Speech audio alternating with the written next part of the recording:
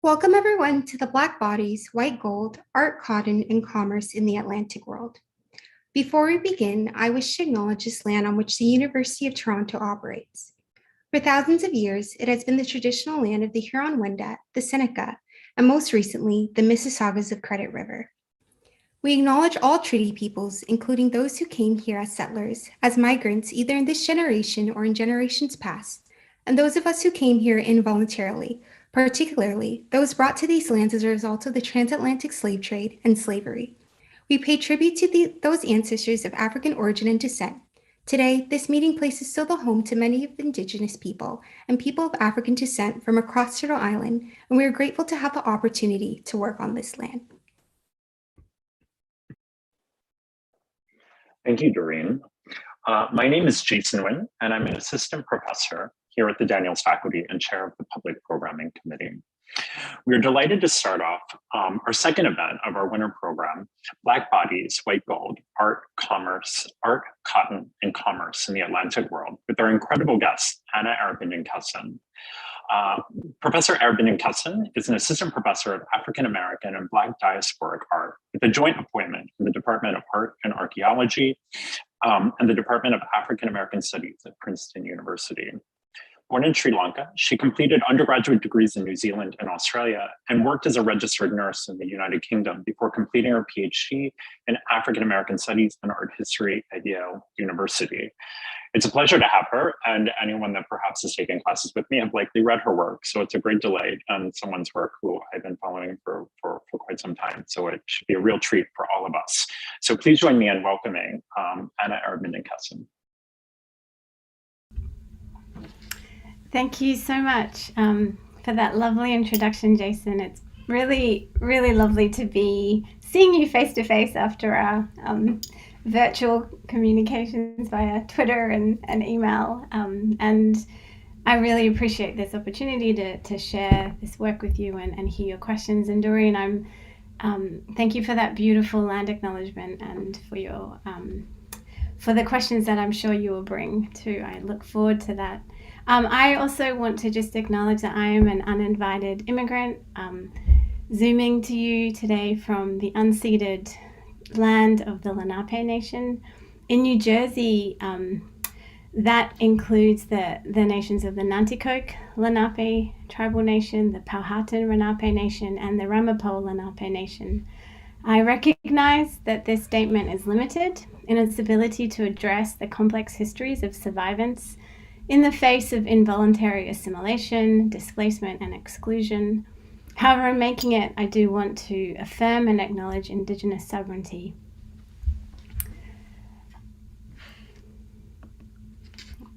So let me get started. So I'm going to share with you a sort of overview, I suppose, of my book and some of the main ideas that it deals with and visualizes. And I would, as I said, be very happy to hear your thoughts and questions at the end. And please let me know if there are any audio issues. So I'm going to start with an anecdote about Hopper College, which is a residential college at Yale University that was very recently named Calhoun after the 19th century politician and advocate of slavery. In 2016, actually, which not long after I'd left Yale, one of the dining hall staff members stood on top of a table and with his broomstick broke a stained glass window that showed two African American enslaved people, a man and a woman, and you can see them in this this window, which was the one he broke, both with large cotton baskets on their head, standing amidst rows of cotton. Now the figures, as you can see, look as if they're in a garden. They're neatly dressed. The cotton is barely knee height, and behind them, in the distance, you can make out tall trees shading a plantation manor. It's one of those ubiquitous plantation scenes that have circulated throughout the history of the United States.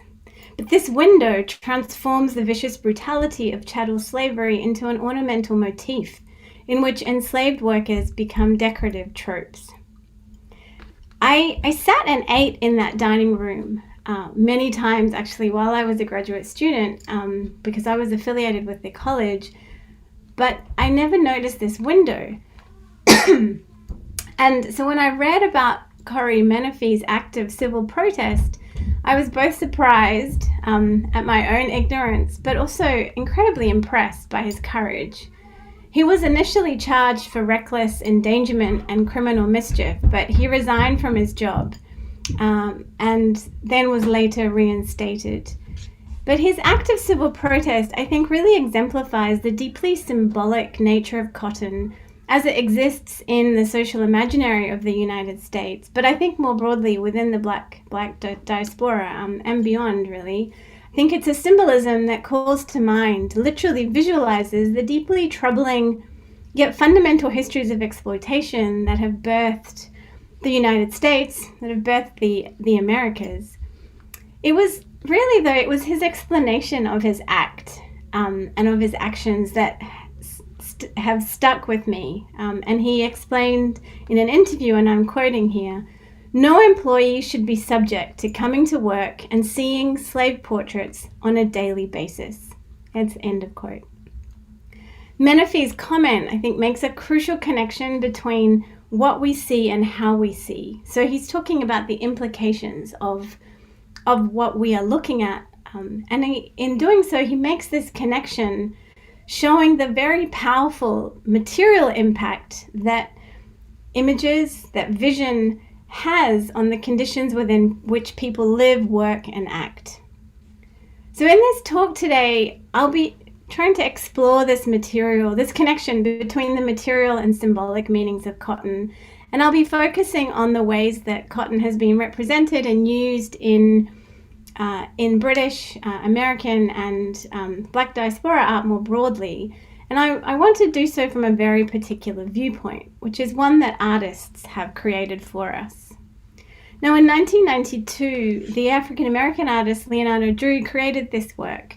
It's a sculpture made of cotton, and it illustrates some of those well-worn dualisms in art history. It's highly abstract in its gridded, minimalist form, yet it's evocatively material. It's intensely haptic.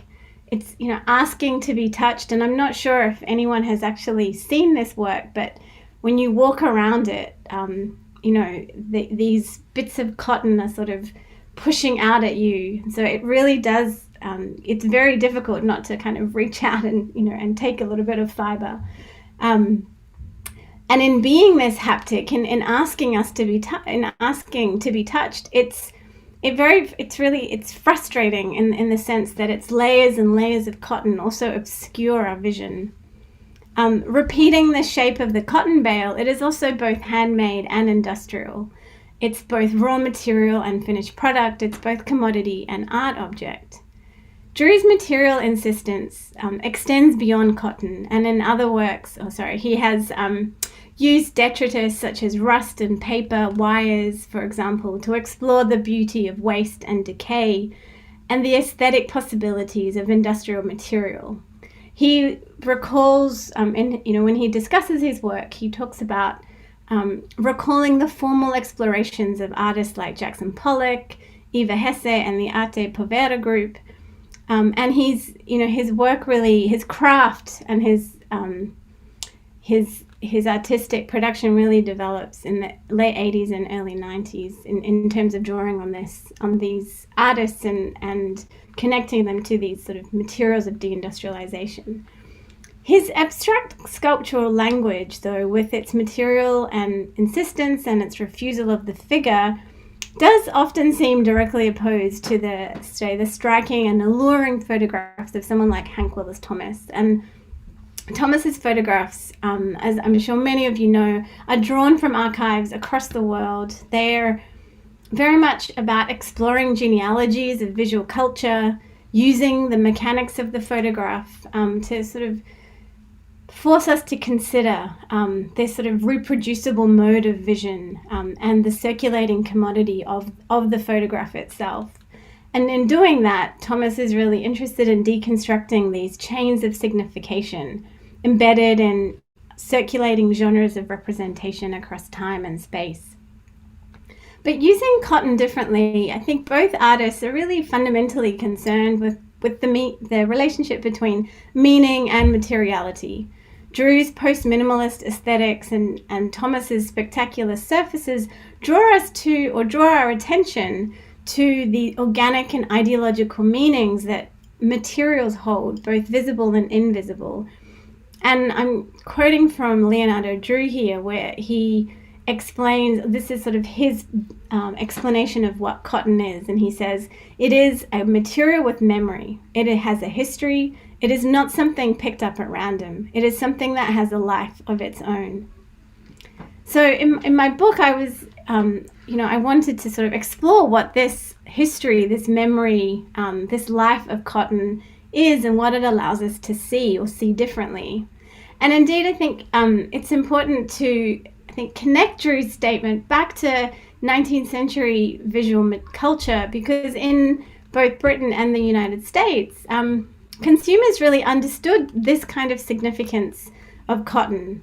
It's symbolism. It's the idea that cotton could have these layered meanings embedded within it, and they express that understanding in very different ways. So, for example, the idea of the progress of cotton, and we're seeing this in these set of lithographs produced by British artist James Richard Barfoot. The progress of cotton is here used to materialize an idea of progress itself.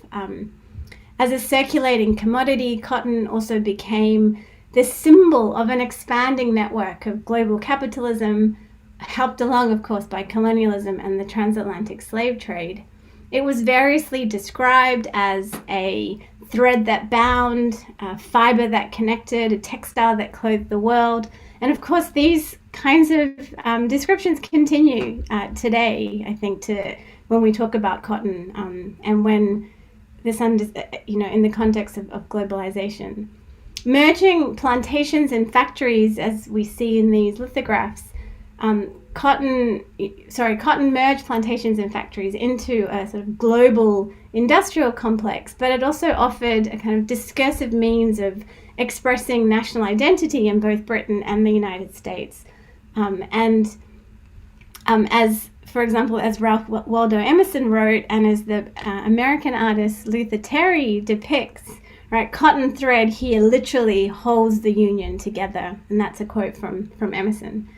So this world of connection that cotton opens up remains, as I said, an important framework for scholars today across disciplines, but also in popular culture. The forms of cotton circulation provide a framework for tracing, uncovering, and mapping historical experiences, understandings, and expressions of a global imaginary. But there's a paradox here, and that is that in 19th century accounts, cotton's movement from place to place and its transformation, as you're seeing here, from raw material to cloth, depended on a process of abstraction. What buyers and traders ultimately looked for in cotton was the elision of any trace of handwork or labor. And so while historically cotton might have materialized intersections of the local and global, it also helped to cover over the human dimensions of labor and its experience. And this is a paradox that's the starting point, I think, for this work by 2017 Turner Prize winner Lubaina Hamid. This is a piece called Cotton.com, which she made in 2002. And as you can see, it's arranged in its initial installation. It has been shown since then in different forms, but in this installation, it's arranged as an expanded grid consisting of these small black and white canvases that face a brass plaque on the wall opposite, with this quote on it. He said, "I look like a painting by Murillo as I carried water for the Hogang, just because I balanced the bucket on my head." The canvases, as you can see, are painted with a large variety of patterns. They're all in black and white, and they're constructed to sort of emulate a sense of emails or digital communication, or she calls them communiques between, she's imagining between black and white, black enslaved people and white factory laborers. it actually refers in part to the passage of letters that were written by factory operatives in Manchester in the UK to Abraham Lincoln in support of emancipation. But she's also, Libane is also imagining how cotton might have been a way of connecting physically, these different spaces of the plantation and the factory. She imagines that, as factory operatives were processing cotton in warehouses, they might have come across pieces of skin or hair, that kind of physically allowed them to connect with enslaved cotton pickers in the South. So each of these canvases is a sort of materialization of this imagined correspondence. It's a space for this kind of dialogue for unseen bodies on whose labor the connections between plantations and factories hinged. So in working through the ways that cotton connected different people and places, I was very much inspired by Libane's work and its emphasis on convergences or entanglements. And it's provided me with a very useful way of looking more closely at the material implications of these connections. So if we return to this, to the text that Libane uses, this is a paraphrase of a quote by the architect Frederick Law Olmsted, who traveled through southern plantations in the late 1850s and early 60s. And he's referring here to the idealized paintings of Spanish painter Esteban Murillo to reinforce the picturesqueness of a female water carrier working on the plantation. Now, because of his expressive style, Murillo was often used as a sort of code word in the 19th century to express the picture worthiness of a scene or of a person. So what Hamid's doing is sort of reimagining this interaction between Olmsted and this this enslaved woman, but reimagining it from the perspective of this young woman who's describing her experience of being objectified as an aesthetic one. She's literally describing being turned into a picture. And as I was thinking about this more, it seemed to me that this idea of being turned into a picture is really not dissimilar to the process of being abstracted out of it. I think it's another way to consider how the materials we so often use to understand the history of slavery, such as documents, accounts, and diaries, also occlude aspects of that history, turning flesh into figures and human lives into numerical forms. So Hamid's canvases return us to these archives. In her canvases, she's imitating patterns of textile samples that were made in Manchester and transported across the world, attesting to the intimacies of trade in goods and people, of course, in which cotton was the currency of choice. And so, her work really takes us back to a painting like this by Agostino Brunius, which is such an evocation of the circulating economy of commodities, right, that sustained empire.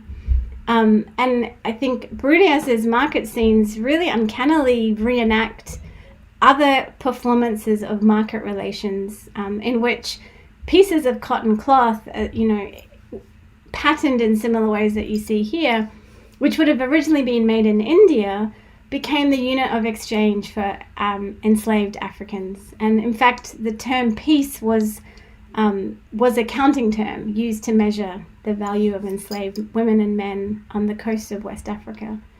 And from as early as the late 17th century, British and European manufacturers were producing these cotton textiles that were often poor imitations of Indian-made fabrics for domestic consumption and the African and the trade in enslaved Africans.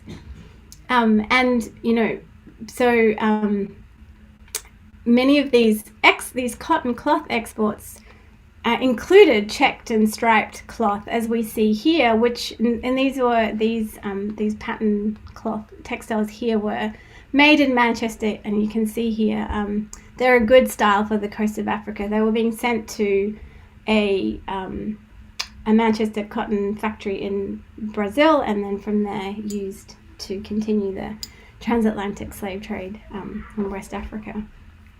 So Brunier's paintings of transactional interactions really evoke those entanglements. And when we put a painting like Brunier's alongside Libéna's, what we can start to see is not just how cotton connected different parts of the globe, but it also framed a mode of visualizing Black people by turning them into objects. And so I want to explore this idea of this issue of viewership a little more, to explore how cotton framed ways of seeing race and the implications of these ways of seeing. And to do this, I want to return to number 25 and think about how Drew is playing here with the relationship between surface and value. And then I'll expand this to consider the relationship of cotton cloth and representations of Blackness. And then finally, I'll consider the ramifications of this relationship between cotton and slavery beyond postbellum United States. So, as I said in cotton.com, Hamid is really using that framework of trade as a schema to plot the physical movements, right, and connections between the US South and Britain. She's positioning us in that space between image and text to sort of speculatively recover these material movements and material effects. Whereas Drew's assemblages, in their immobility, do something different. They collapse that space between plantation and factory. Drew kind of evokes this in the production of the work itself, because he used sheets of unprocessed cotton, cut them by hand, layered them. They're kind of stuck together with wax. His work, he carried them up the steps to his loft. It was a really hard. It was a process that involved a lot of hard work, and he talks about that. And so in that sense, his work is really mirroring the repetitive labor of cotton's cultivation and its processing, and its physicality is evoking these traces of handwork in its very own making. And I think in this sense, Drew's work uses these fragments of cotton to recall this host of bodily fictions that revolve around the plantation. And these fragments also in turn script our interactions with the work, because we need to go through a repertoire of gestures. We need to come close to the work as we engage with it on this sort of multisensorial level, and in that way call up these experiences and meanings and bodies that may not otherwise be remembered. And I think in this sense, Drew's work doesn't return us to representation, doesn't return us to the figure of the enslaved, but it's with its emphasis on the materiality of looking, it does return us to the complicated conditions of viewership by which the bodies of enslaved people were historically brought into view. And I just want to explain that by just making another connection between Drew's work and the work of Edgar Degas. So as I said earlier, when you approach Drew's work, you're physically required to participate in it, sort of in the unfolding of its aesthetic experience.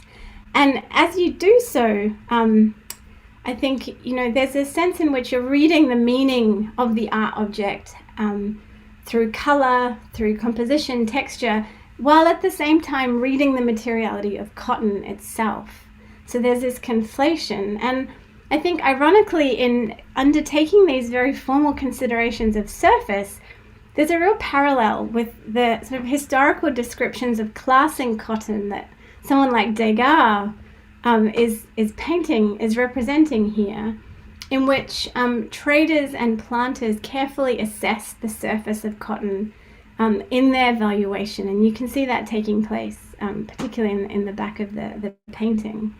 And so I think Drew's positioning really, in this instance of viewers, has a very uncanny resemblance to this kind of description and representation of viewership that we see in Degas' painting. Degas came to New Orleans during a time of severe financial hardship, and he actually is very clear, in in his hopes for this painting, he wanted it to make him money.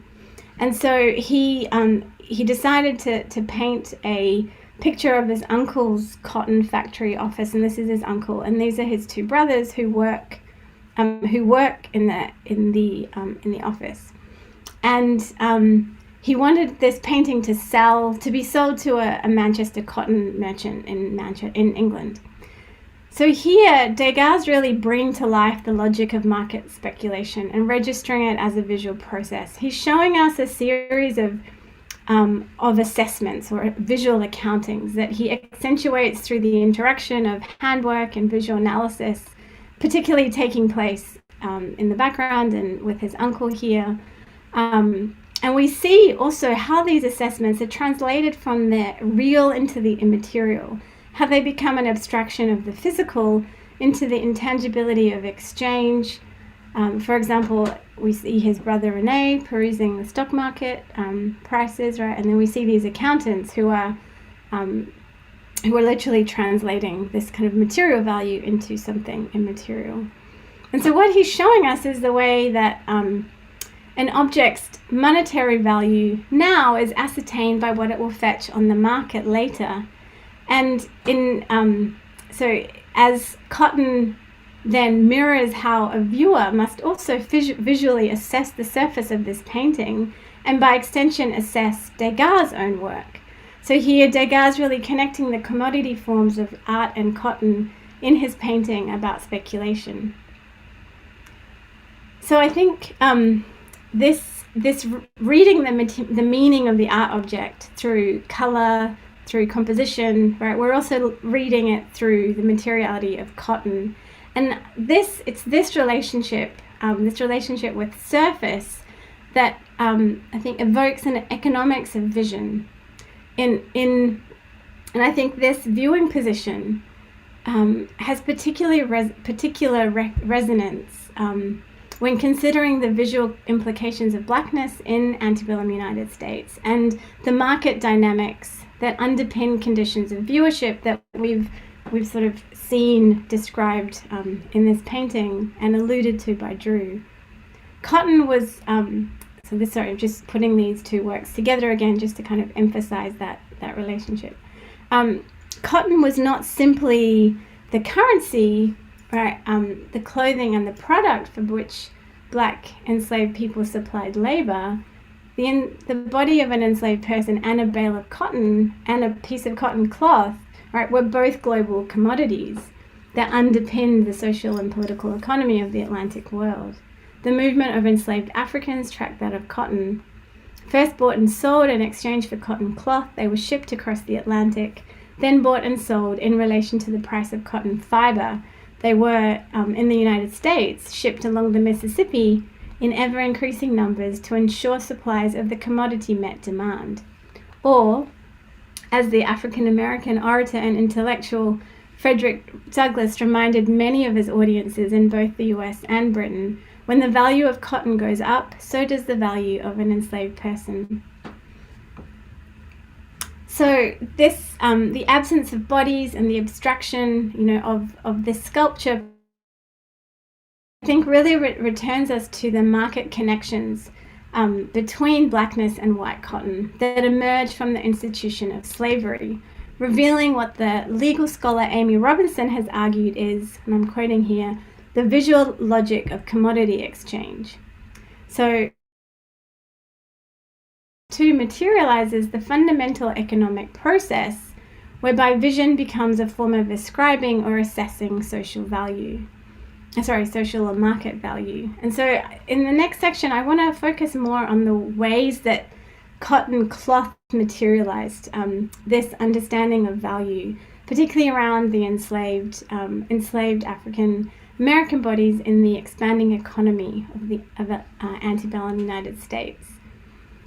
Now these samples of cloth, which you can see are brownish, they're very rough to touch. They're known as Negro cloth or Lowell cloth. They're remnants of a trade in cotton that connected the agricultural South and the industrial North. So if you remember back to Luther Terry's painting, these would have been the bales that would literally have moved. from the north, from the factories back down to the plantations behind the three women. Sometimes these were also shipped as ready-made clothes, but often they were shipped just as bales of cloth and were made into clothing on plantations. These samples that I'm showing you here were attached to letters, as you can see, and these letters really connected planters, manufacturers, and their go-betweens. And you can see from the size of these textiles, right, that they are supposed to give buyers a clear indication of quality, of use through a quick glance and a quick touch. And by the 1830s, Negro cloth or Lowell cloth was one of the main manufacturers of both Lowell, Massachusetts and Rhode Island. And the characteristics that were central to its production are its roughness, it was cheap, it was durable, and it was made from a plain weave. These were very much related to or reflected a range of sumptuary laws that really prescribed the manner in which which clothing for enslaved people should mark out these distinctions between black and between white. So while its market value, this cloth was dependent on, this is just a map showing where they came from. While its market value was dependent on the fluctuating price of cotton, fiber, and enslaved labor, the use value of the cloth was very much correlated according to the labor of enslaved cotton pickers. And you see this and read this in the letters too. If it was too flimsy, it didn't provide enough cover. If it was too thick, enslaved workers overheated.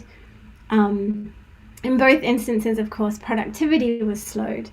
Plantation owners, really reflect this concern about quality, about price, about transport. And these concerns, I think, reveal their awareness of this material relationship between enslaved people and the cloth they wore, really showing how the cloth had a direct effect on the labor of those it clothed. And Walter Johnson has pointed out, right, that in plantation records, enslaved people were often reduced to the labor they performed and were described using the name of the tools they used, right? So they would be called field hands or plows, for example.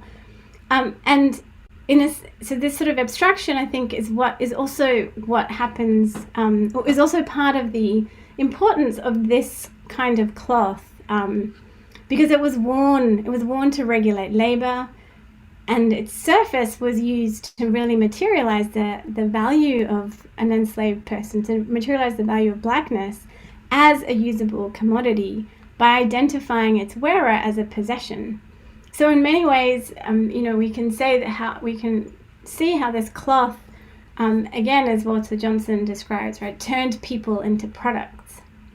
In slave auctions and on the slave market, cloth was also used, but in very different ways. And I just want to take you back to this painting by Bruniers, because it also reflects a kind of burgeoning association between color, pattern, and skin or race that really coalesces in the 19th century.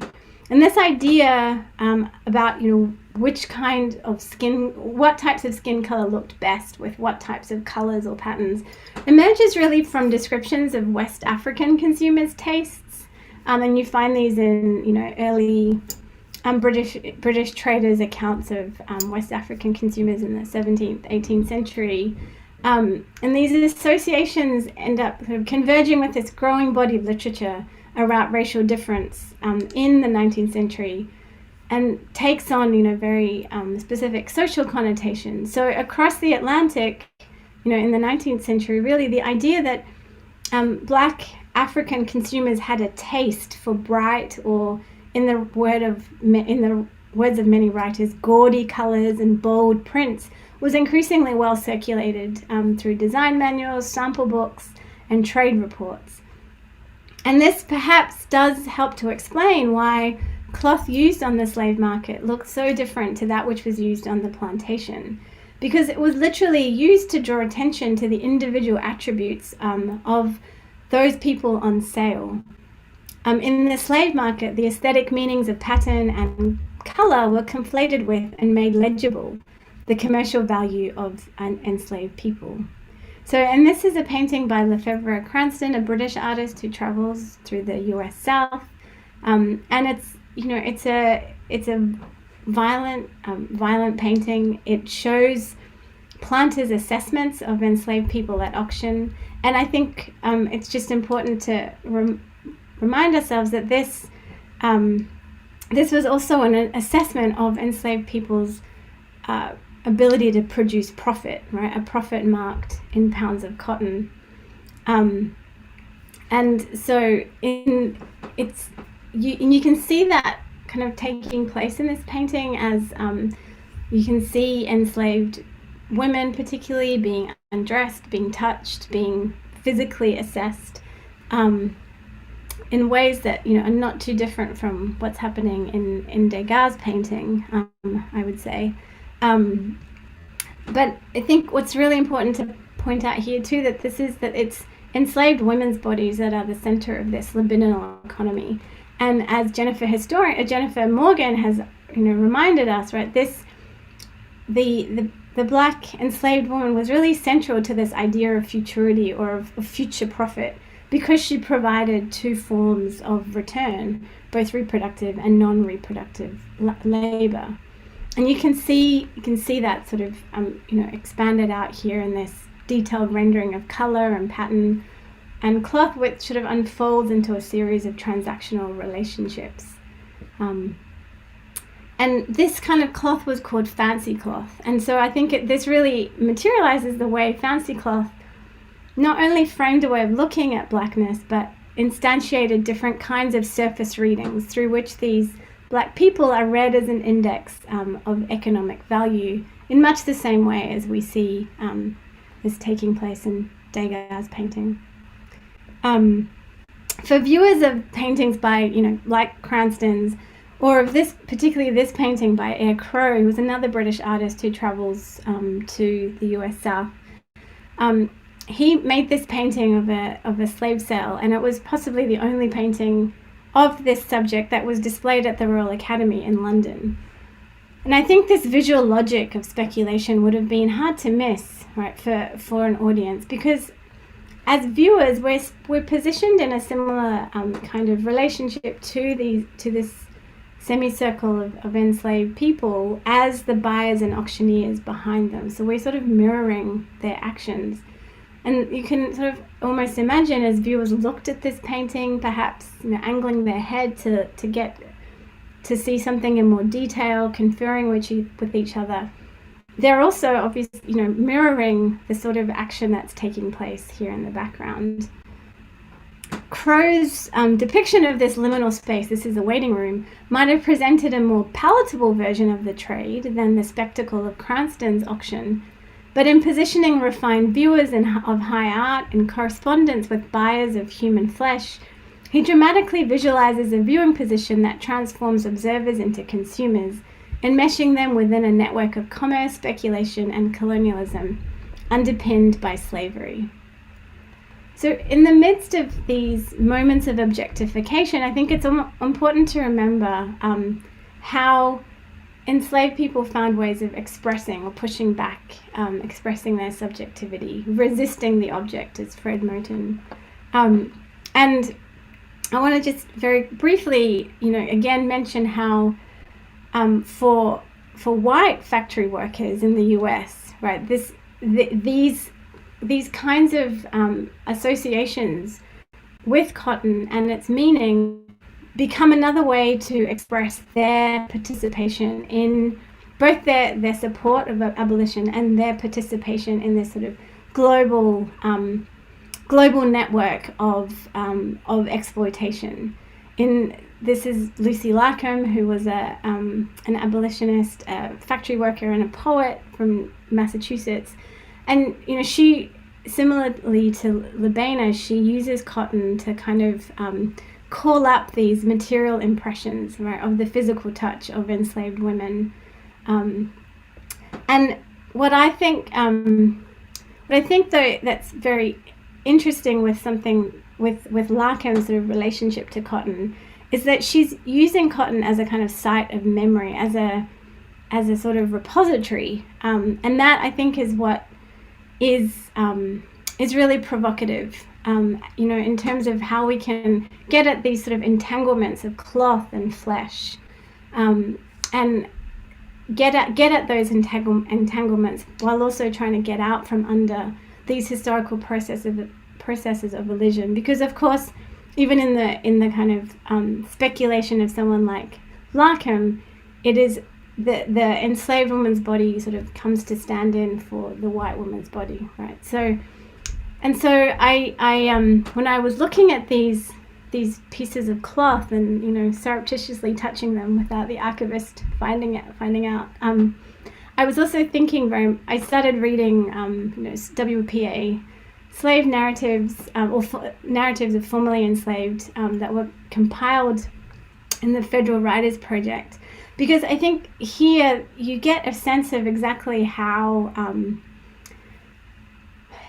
enslaved people were expressing their pained experience. And I say pained because it really is the feel of the cloth and the constraints of being clothed that kind of emerge from these narratives. And we could start with someone like Harriet Jacobs, who talks about how much she hated the dress that she was given because it marked her as property. In some of the WPA narratives, we can read from about other formerly enslaved women. Annie Hawkins, and this is a quote. She says, "Our dresses was made out of coarse cloth, like sacking. It ought to be called mule hide, for it was about that tough." Both Solomon Northrop, for example, and Frederick Douglass discuss the scanty quality of the clothes they were given and its inability to protect them. And I think in these descriptions of the heavy dresses and the rough shirts and the generic uniform kind of cloth, we can see here how enslaved people were returning, or how their bodies were returning against the excoriations of cloth, and refiguring how we might understand the experience of regulation encoded in slavery. And I think these moments can also be read with other examples of actual redressing, where we see enslaved workers fashioning themselves outside of regulation dress, how they reuse European clothing for their own purposes, creating looks that were startling or confusing to white viewers. In these kinds of paintings, we might also find other forms of relationality that suggest how enslaved people, through subtle expressions, through touch, through the establishment of certain kinds of connection, suggest how enslaved people express forms of kinship and held a clear understanding of their subjection, of a life weighed down by but lived despite these material conditions. And I think these are moments that might resonate, as I said, with Fred Moten's description of enslaved people's resistance of the object, a way of refusing objectification that may not have been transformative necessarily, but was certainly transgressive as Black people work to continually revise this logic of valuation. So what I've tried to show here really is how, in the context of antebellum United States and Britain, cotton and the value of Blackness were intimately connected via the market. And this relationship really frames social meanings of Blackness, such that Black bodies could be read or assessed as commodities, such as in these pairings. Here, as we can see how the price or the value of enslaved people and cotton is ultimately based on the future profits they will bring. And this way of looking is what I would call a speculative vision, a vision that's based on future potential. And in the sort of later parts of my book, I unpack this idea by looking at how cotton kind of emerges in the work of American, US-based artists in the postbellum era. And I start with I'm sure this well-known work, right, by Winslow Homer. And Homer made this around the same time as Degas' painting. He also wanted it to be sold to a cotton merchant, and it was. Degas was not. And I think this work also, like Degas, raises these concerns about assessment and value of Homer's own artistic labors through the physical material of cotton. Through gestural swirls on the canvas, Homer's brush leaves a trace that connects his body and creativity to the finished product. But the artist seems to foreclose this possibility for his black workers. These women's work, time-consuming, repetitive, and exhausting, seems to leave no mark at all. The value of their labor is lost amongst the swirling fibers of cotton, and they remain trapped, emancipated perhaps, but not yet free. In visually negotiating the material relations of a commodity that was itself market-driven, I think at the heart of both Degas and Homer's painting lies this question about the value and meaning of labor in postbellum United States, that at least for Homer suggests that it cannot be uncoupled from the black body, in particular the figure of the black female sharecropper. And in making this association, Homer's melancholy painting, references a growing market of images in which the labor of free black people signaled through the cotton they worked was increasingly read as a sign of their fitness for freedom, a proof of their potential to be useful, productive citizens. And so this is a photograph by Timothy O'Sullivan, who travels to Port Royal, one of the sea islands on the coast of South Carolina. This was literally a site of, it's been called by historians a rehearsal for Reconstruction after the white plantation owners fled once the sea islands came under Union control. They left behind these plantations, and they left behind their formerly enslaved cotton workers. And here, so they were this was a space that was that came under Union control. It brought northern educators and industrialists to it, and all of these sort of white military administrators, industrialists, educators. There were also African American educators too. Sort of saw it as an experiment, to sort of see how formerly enslaved people could transition from slavery to freedom. And so in this photograph, I think it's the way that cotton gets used in this narrative is particularly profound, because Port Royal is then a kind of speculative venture. And what we're seeing here is how these women quite literally are rising from the cotton. They're grounded in it, they're sort of enmeshed with it. And then cotton sort of recalls, projects, and ultimately locates these bodies in a changing national structure.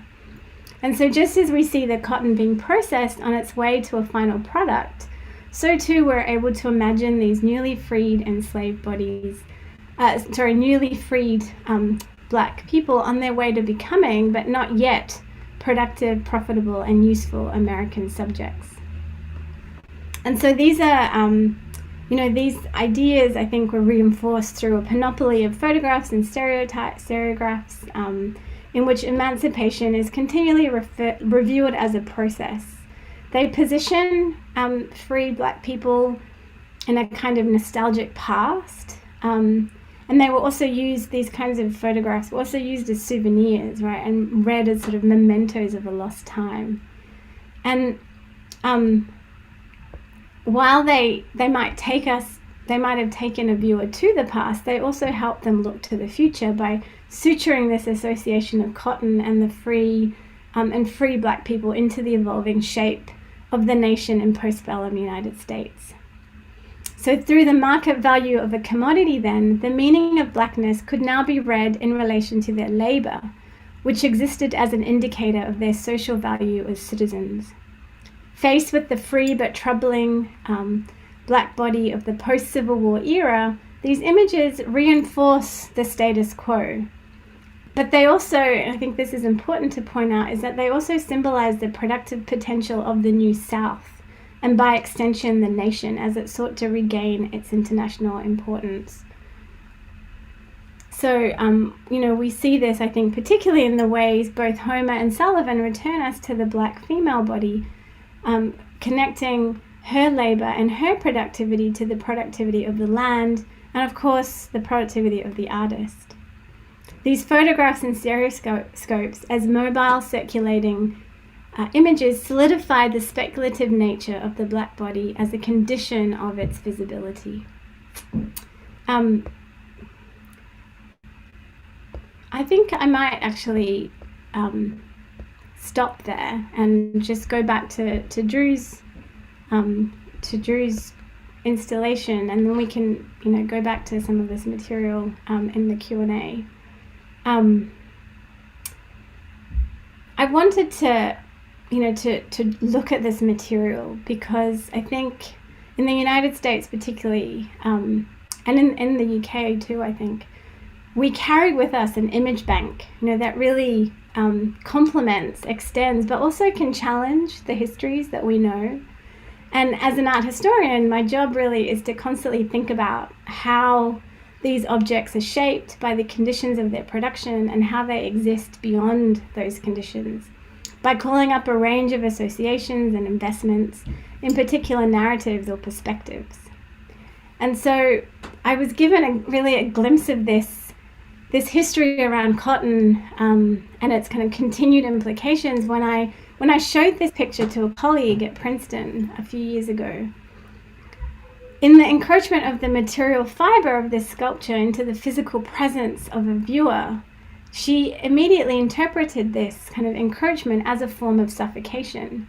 This artwork became for her a powerful symbol of the smothering history of racism that is embedded in the United States. Facing this blank wall of white cotton, even though it was at the time mediated by a projector screen, she described the piece as a kind of historical asphyxiation. For her in particular, it materialized Eric Garner's gasping pleas as he struggled to break free from his murderer, "I can't breathe." But I think, that struggle to break free from the chokehold of white supremacist terror that Untitled number 25 evoked for my Princeton colleague really strikes me as a powerful, heartbreaking, and crucial component of why cotton and its representation remains such an important visual symbol to detangle. Saturated with associations of race and slavery, exploitation and terror, it also saturates our view of the past and the meanings we have made about whose lives matter. And I would argue, those concerns about the kind of the value of Black people that I described in the 19th century continue to influence how we understand race and Blackness today. And I think precisely because of those histories and because of how they've kind of saturated our view of the past and the meanings we make about today, this is one of the reasons why Drew refuses to include bodies in his own work. Instead, it's our bodies that have to actively participate in the unfolding of that artwork, an unfolding in which the commodity of cotton and the commodity of art coalesce. The result is that we are forced into a viewing position from which we must come to terms with our own processes of vision and valuation.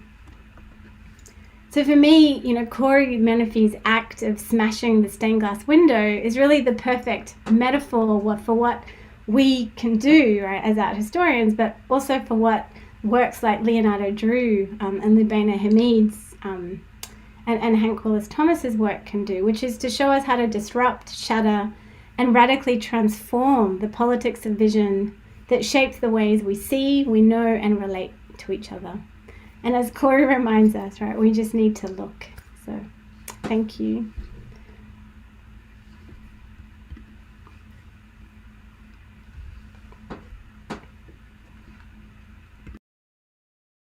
Well, thank you so much, Anna. There's plenty to discuss. I would like to remind everyone certainly to add your questions into the Q&A. But I can kick us off here. I think you started off the conversation, right, asking us, I didn't write it down because it's so beautifully stated. asking us to think like what we see and how we see. And I thought the piece by Drew was a really remarkable way to think about that, the way you began and kind of used it as a kind of leitmotif throughout the talk. I should say, and Doreen, you're more than welcome to join us here, because in a class in which we were in last semester, when we spoke about extraction in many different contexts, we showed this piece. And one thing that came up about the piece in trying to describe it was its self-evidentiary nature. In fact, it seemed to kind of speak for itself, or that was the kind of way that one person described it. And we ruminated on that a bit. What does that mean? And is anything ever self-evident? And it reminded me in the book, which I just show right here, that you discussed this a little bit about the cover image, the Hank Willis Thomas image, about the kind of materiality of cotton seeming to be self-evident, that it seems to be definitive in a very specific way. I thought it was really fascinating when you contrasted the Drew with the Degas, and certainly brought in the Homer as well, and thinking about what seems remarkable about that Drew, thinking about it in this kind of self-evidentiary way, is the way that it almost like presents extraction as opposed to exploitation, the kind of materiality that the materiality of cotton that came implied with the kind of forms of labor, the kind of standardization or the industrialness that seems to go along with questions of extraction, whereas the Degas kind of focus on the exploitative nature of it, where it's computed into capital. And that seems to kind of say something profound about that self-evidentiary nature of that piece, right? That it seems, this thing that's so profound is that it seems in some time, I don't want to say it speaks for itself because I don't think that that's true, but it's kind of, it's just so in your face, and certainly the scale and the size of it and the way that it forces your body to, that you, as you say at the end, it forces the viewer to kind of interact with it in this bodily way. And those are maybe just some of the things I was thinking to get go. I don't know if you have responses to any of that, but it was something I was thinking about, and just the kind of memory I was having of a class that Doreen, which is how I know Doreen actually. But oh, sorry. Oh, I'm not. I thought I'd muted myself. Sorry. Yeah, those are really, really profound readings, and I think in many ways you've sort of just crystallized what I'm trying to do in the book, which is because I think one of the reasons that I'm sort of so fascinated with cotton, but I think also commodities more generally.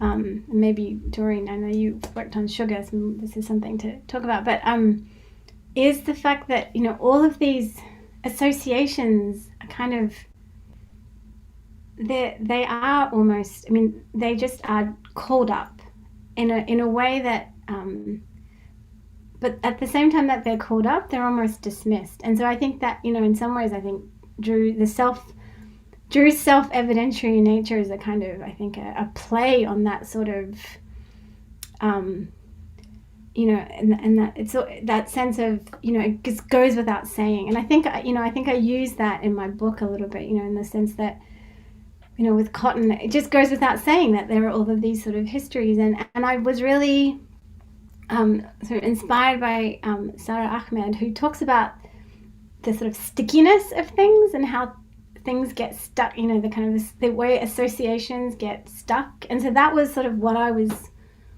wanted to sort of, why I used Drew to kind of start prizing that apart, because I think because he puts us into that relationship of extraction too. So we're both extracting his labor in a sense, right?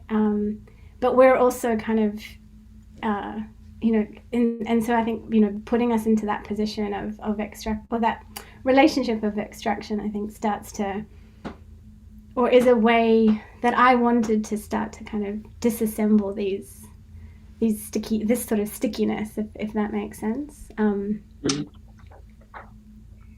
Yeah, there was also, that reminds me, in the book, I don't want to reference too much the internal arguments of each chapter, but you do talk also about the kind of significance and importance in your own methods for thick description, right? And the means by which thick description can open up a way to understand these works, especially perhaps when the archive or archival evidence might, or a certain privileging of archival evidence might not offer us a way to understand this history, perhaps. And so it seems like, that it's a way of grappling with that stickiness in a very particular way, which seems really powerful.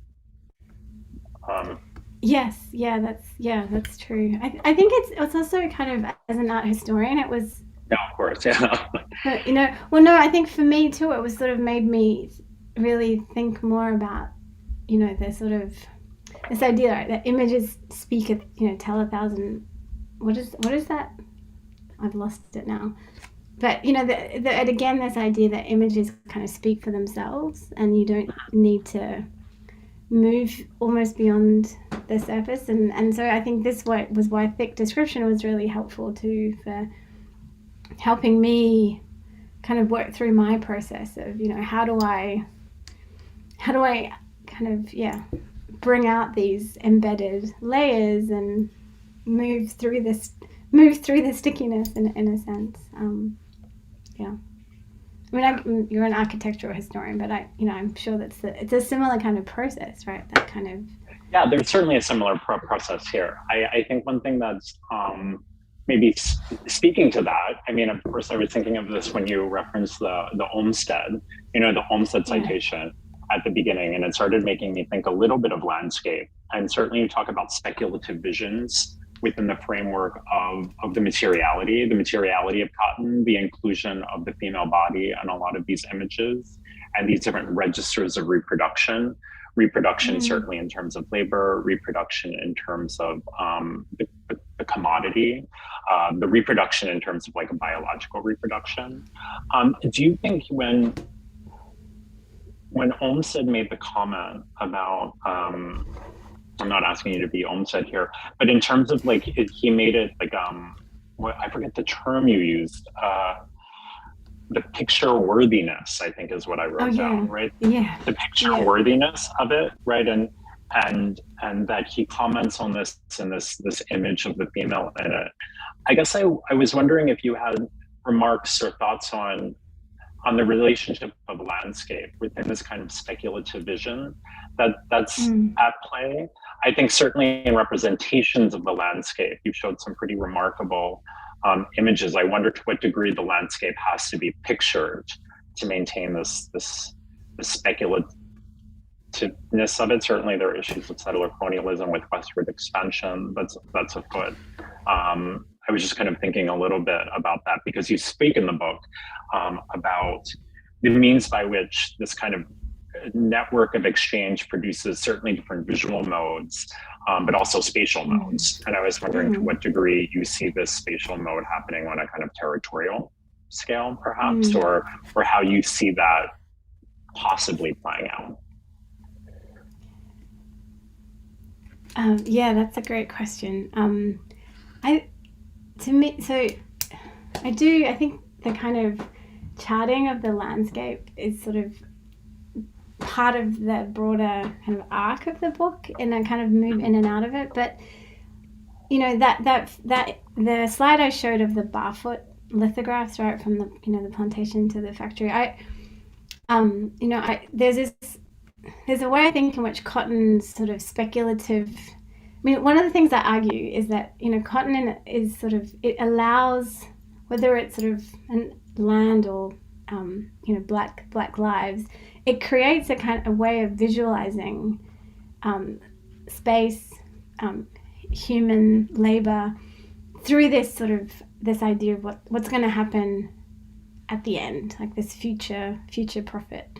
This idea of future profit. And in terms of how that works out in landscape, I think there's a way that the way that cotton is described, in early 19th century manuals and agricultural journals and things, it's all about imagining the land transformed into a kind of plantation, into a space of rows and rows of cotton plants, and what that will then bring And I think that's really bound up in that there was a cotton fever in the US South, right?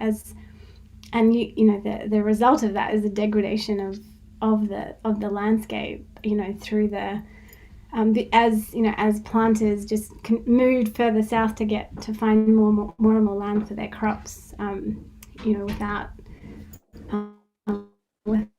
doing it in a sustainable way. So there's certainly that aspect, and then there's also just ways in which cotton becomes used by particularly colonial administrators, towards in World's Fairs, in poems, to sort of really describe the world, like the space of Asia, Africa, the Americas, as potentially new markets, but also as spaces for colonization. And there's this amazing poem by a New Orleans poet called Margaret Townsend, and she wrote it for the New Orleans Cotton Exposition at the end of the 19th century.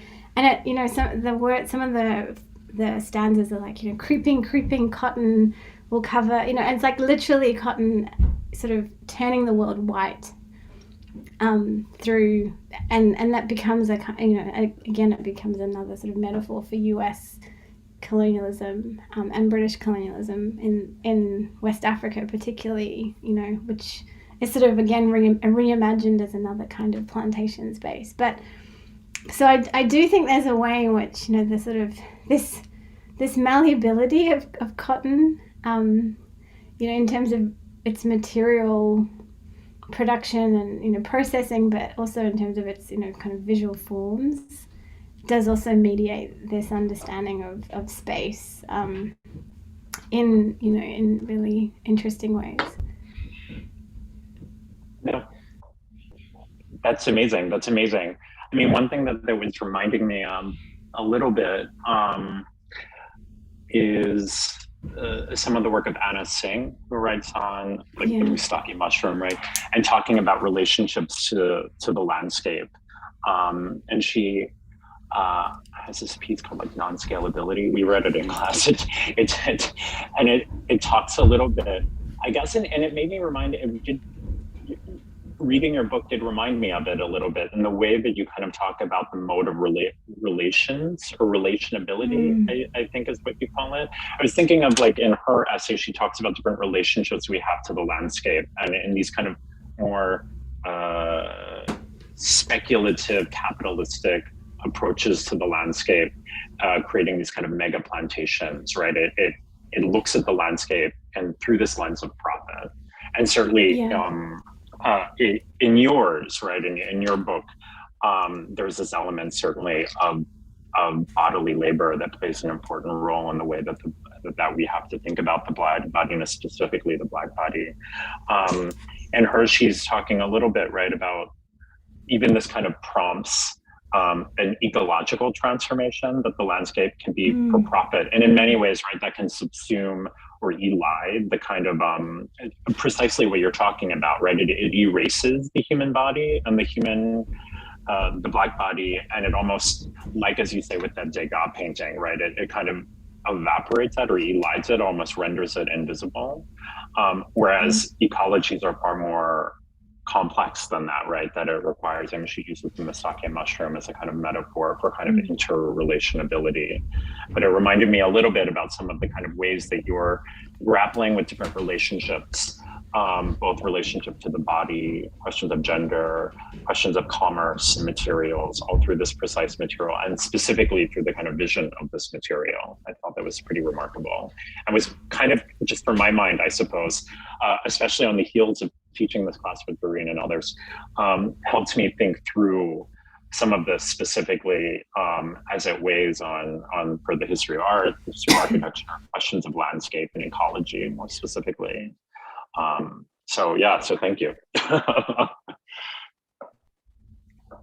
Yeah, Doreen. Sorry, I'm sorry, can you? Yes, thank you. That was lovely. I'm glad it has opened these things for you. Sorry, Doreen. Oh, sorry, I didn't want to interrupt, but thank you, first of all, so much for your presentation. I found it so intriguing how a seemingly innocuous material such as cotton kind of has this dark history that's tied to subjugation and the slave trade regime. And when you were comparing cotton and how basically Black bodies were basically debased to the equivalent of that material, I began ruminating on how even specifically with the woman, even Black female slaves' hair were compared to cotton at the time, and they were forced to shave it off, and just all these analogs between that and the material that they were picking from the field. And just how you talk about the complexity of viewership and representation. And I wanted to know what you thought the line was between the necessity of representation and portraying history accurately, and how you balance that without crossing into a line of degradation.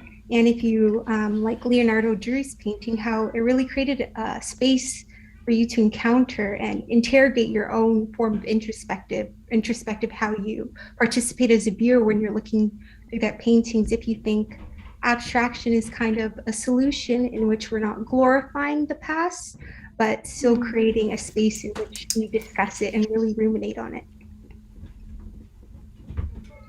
Thank you. That's a beautiful question. And I think, someone who is so often working with colonial visual culture, this question of, how do you look at these images or these objects without necessarily seeing with them, was always just a continual challenge to me. So that is why I use these artists in very conscious ways, in some ways because, I think the archive is not there. And so, if I was to use the archives to tell these stories, I would be, as I say, I would be using numbers and, I would be very much engaging and sort of, re-abstracting, right, or eliding the enslaved people's lives, right, from these histories. And so, someone like Labena, for example, I think she kind of gives us a way to move into the archive and look for different things. And I think, as you're right, like Drew's work, it does definitely give us that standpoint, of that self-reflexivity. And I think, I do think in this sort of refusal of figurative representation is certainly a strategy to do exactly as you were saying, right? But I think he does also give us a way to work with the material implications and the kind of materiality of these histories. And so that's why for me a really important part of writing this was to think about the haptic and the sort of the tactile and the experiences of enslaved people, who were describing these materials and describing their relationship, to cotton and to being to using it. My kind of academic heroes are people like Saidiya Hartman and Tina Campt, and who are thinking about these constantly, and thinking about these different registers. I mean, Tina talks about these sort of affective realms that move us away from the sort of violence that often comes with the gaze, and then the way Saidiya is engaged with this project of a different kind of speculation. I think these are also people who give us ways of moving into the archives, but helping us attend to the archive differently, perhaps to look in different places, or so that's how I approach it, and that's how I was trying to approach it through the book. But I think it's just it's a challenge that we have to always keep at the forefront, but I'm also really inspired by, colleagues like Ruha Benjamin, who talk about sort of understanding these histories because we need to also redesign our future. So, being able to sort of disassemble them is also a step to reimagining something differently. So I think those are the sort of two tensions that this material draws out. Thank you so much for that. If it's okay, can I ask you some questions from the chat now? Please, yeah. Okay. So Serena Cipher, I hope I said your name correctly. I'm so sorry. She asks, I just have to ask whether your colleague at Princeton was Black.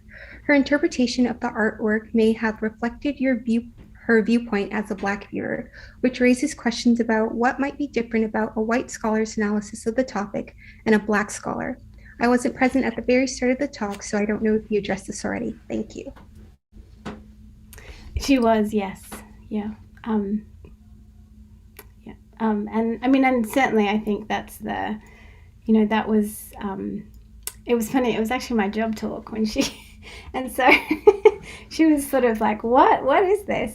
But it was actually great because then we sort of, it was the first time she'd seen work by Drew. And so it became the start of a really fruitful conversation, about what this kind of, again, about what materiality means and, how materiality functions to sort of visualize these histories. So, but it's interesting, Drew refused to have to have an interview or discussion with me about his work because he's, he doesn't like to be sort of, or he wants, I think, and I think that's another part of his sort of refusal of the figure, right? He wants his work to be understood in broad terms, and so I think that's why I talk about it in terms of cotton and race, but you could just as easily, and many people have, Black and white scholars, talked about it in terms of its importance in kind of this post-minimalism, in terms of using materials in ways to talk about deindustrialization and the relationship between painting and materiality in kind of contemporary art. So, and Valerie Cassell is someone perhaps to look out for her work on his work on Drew's practice. Thank you. Because the person asked what race your colleague was, I think it's very interesting because when we discuss about how Drew's art piece was non-figurative and this sort of abstraction, although your colleague was Black, I think by making it non-figurative, not only do we allow people to have various experiences as they encounter the work, but I think you mentioned asphyxiation is something, at least in our class, that we talked about a lot and people of diverse backgrounds could relate to. So by making it non-figurative, you kind of refuse to spoon feed the viewer and actually force them to ruminate on these kind of experiences and allow them to spend more time with the piece than if it were figurative in the first place. So. Yeah. Mm-hmm. Yeah, absolutely. It does. It opens up that space so beautifully. I think the other really important thing with Drew's work is that it whatever histories it calls up, by kind of eliding the question of the figure, it also means that this becomes a kind of history of the US as opposed to a kind of Black history and so I think that's really important too, because it's about that viewership and where you are and who, and the sort of and I think often when you talk about African American art or Black diaspora art, and perhaps it's similar in Canada, I'm not sure, but it can become a way to sort of move the discussion, purely into a kind of specifics, as opposed to sort of a specific community, as opposed to understanding how these kinds of histories shape us all, right? So I think that's another really important part of that Most process. Definitely. I think it kind of plays along the idea that Black history is American history, and it's important not to always have these ethnically quarantined exhibitions in order to further emulate what we're trying to do as an entire population and integrate them to our entire fabric, our entire society. Yeah, exactly. There's another question here. It says, there is any relation between, I believe they think they're trying to say, is there any relation between the abstraction of the new production of cotton and the approach of Black culture to art, the new production of art in cotton? Sorry, I'm not quite, as in I'm not sure what the new production of art in cotton. Is it more about like how contemporary artists?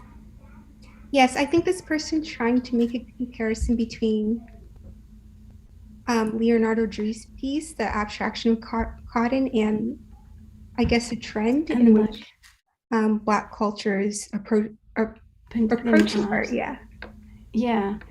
I'm not sure. Because I mean, Drew's work is, so that was from '92. And he made he made a few pieces around that time that incorporated cotton, and and I think his work is, if I'm reading this correctly, I think this is also about how perhaps how Black culture is appropriated within art world circles, perhaps. But and so I think that maybe there is a part of that in Drew's work in terms of, again, compelling us to think about his labor and how the labor of particularly Black artists, like in the art world, is extracted, and but also how the labor of artists is extracted within kind of broader cultural discourses and structures. But I think his work is, to me it's also it's been, because he's been working for so long, and he's sort of he's been in these kind of Black art shows like 50 Americans, etc. But he's also been kind of working, I think, as and known as a kind of abstract artist too, or post-minimalist artist too. So and I think his work draws on, I use cotton, but there's also a lot of his work is focused just on other kinds of materials like rust and paper, and so I think there's also this kind of another sort of history of industry and deindustrialization in the US that, again, is, I think, moves us beyond sort of simply a kind of Black or white history. I'm not sure if I answered that question, but I hope that helps. I think you answered that beautifully. We have 5 minutes left, so I want to read Professor Peter Seeley's question. It says, "Thank you for your fantastic, brilliant talk. I'm wondering whether there was debate among abolitionists, Black and white, during the Civil War and Reconstruction about whether full emancipation would require moving away from cotton cultivation. For example, a suggestion the crop itself necessarily subjected Black bodies, or was radical thought more likely to focus upon who owned the plantations, seizing them and giving them to their enslaved laborers?" Thank you. That's a great question. For my reading, it was more about the latter. So, abolitionists they started these free growth cotton campaigns and boycotted cotton, slave grown cotton. Similarly with sugar, there were also some attempts by Edward Atkinson, who was trying to argue for kind of basically using working class white people to work on plantations as free labor in the South, but also into Texas. And so it was, and his whole point was to kind of highlight the kind of economics of this, as being much more economically beneficial than slavery. It costs less, basically. The abolitionist campaigns cost more, in fact, free trade cotton, and so that kind of quickly sort of dissipated. But it seemed to be more about, even though they talked about how kind of violent the crop was, their solutions were more about changing ownership and changing the labour relations. Thank you so much. That was the last question, so I'm going to hand it over to my professor. Thank you, Dory. Well, I want to thank you. I want to thank you so much. And I think the note that you said earlier, in terms of the way that you use contemporary art to understand the history, and you said to see without seeing with, I think that was really beautiful and very poetic, and I think instructive for all of us when we deal with historical images, historical architecture, certainly, or historical material culture. I guess I could say more generally about how we can pursue a more just and equitable future, certainly, and understand the past through the lens of questions of justice. So I do, for all of us, I want to thank you for joining us this evening, and for all of you for attending. The next event, I should say, is in the Daniels Faculty Winter 2022 program is Conversation with Black Students in Design, Building Black Spaces, which is happening on Thursday, February 3rd at 6:30 p.m. Eastern Time. And the link has been shared in the chat. So I hope to see you online very soon. For those of you who are in courses, you'll probably be seeing someone online very soon, imminently. So good evening. And again, thank you very much to Professor Anna Arabindan-Kesson. Thank you so much.